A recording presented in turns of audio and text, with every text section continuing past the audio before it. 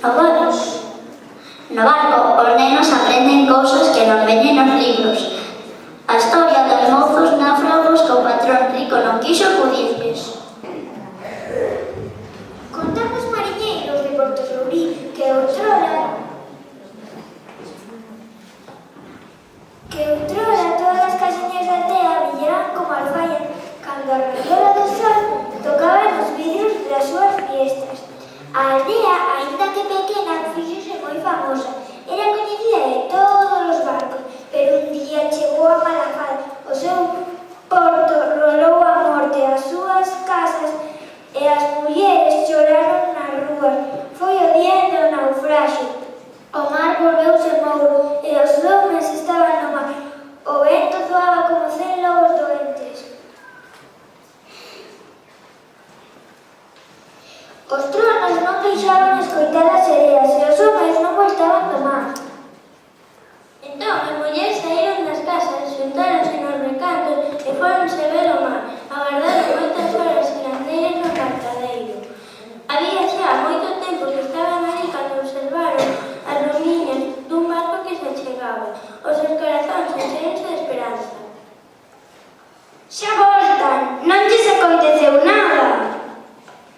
Pero os barcos de Porto Soubrín eran secos e solamente aparecera un no horizonte, o furacán do señor Xosé de Outeiro.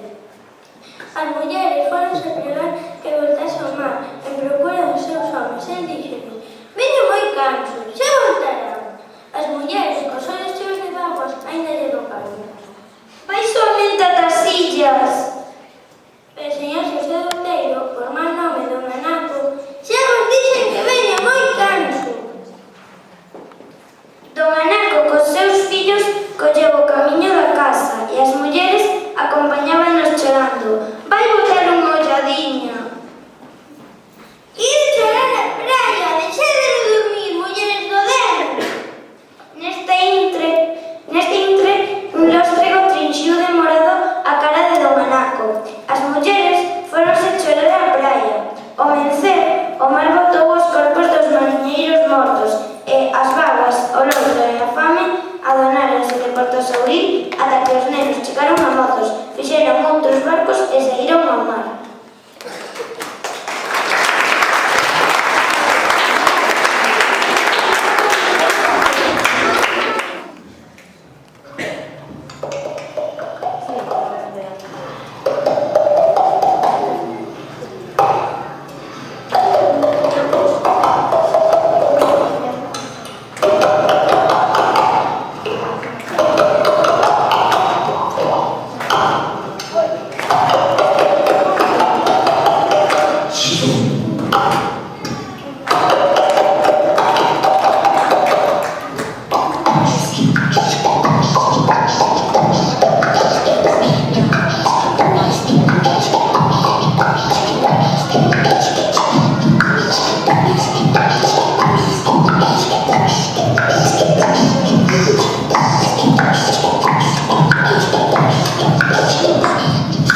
Quem te ensinou